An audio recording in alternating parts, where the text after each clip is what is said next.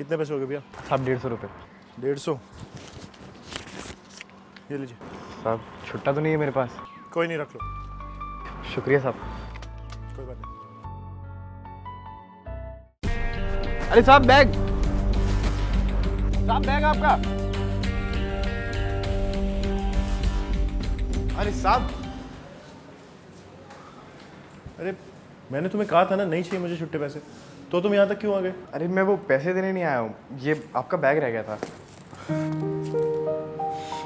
Thank you so much यार, तुम तो बहुत ईमानदार निकले, वरना आजकल कोई ऐसे बैग लौटा दे ऐसा तो हो ही नहीं सकता।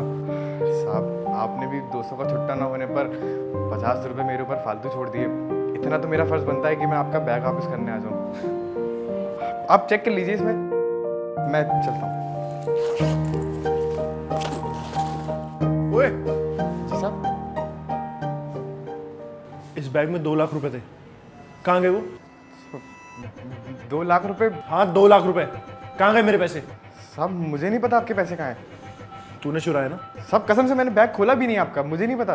बहुत अच्छे से जानता हूँ मैं तुम जैसे लोगों को, पहले तो भरोसा जीतते हो, उसके बाद में जैसा ही मौका मिले ना हाथ साफ कर देते हो। आप कसम से मैंने नहीं लिए आपके कोई पैसे, मुझे नहीं पता इसमें कितने पैसे थे और कहाँ गए। तू ऐसे नहीं बताएगा ना?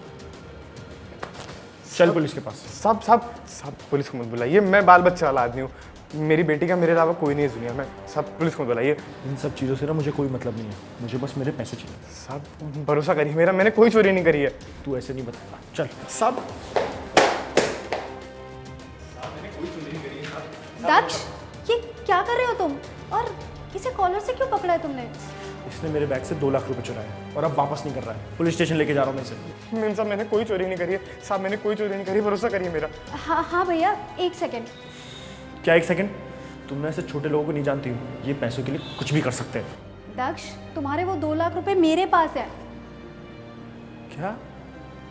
हाँ, तुमने कहा था ना कि तुम्हारे बैग में रख दूँ, लेकिन मैं भूल गई थी और इसीलिए ये पैसे यहाँ लेकर आई हूँ तुम्हें देने के लिए।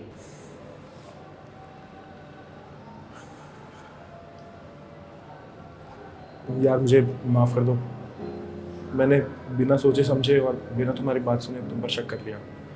मुझे ऐसा बिल्कुल नहीं करना चाहिए था। I am sorry. कोई बात नहीं सर, आप माफ़ी मत मांगिए, हम गरीब लोगों की तो किस्मत ही ऐसी होती है। लेकिन साहब एक चीज़ याद रखना, हर गरीब आदमी ना चोर नहीं होता है। हम लोग बस मेहनत करके इज्जत की दूध की रोटी खाना चाहते हैं। हाँ आप ही बताइए, अगर मैं चोरी कर लेता तो भाग जाता ना, यहाँ वापस क्यों आता? तुम बिल्कुल ठीक कह रहे हो और मुझे माफ़ कर दो।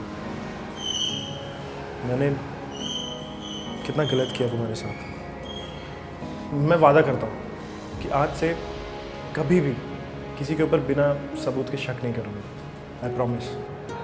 कोई बात नहीं सर, जो हो गया सो हो गया, भूल जाइए, मैं चलता हूँ।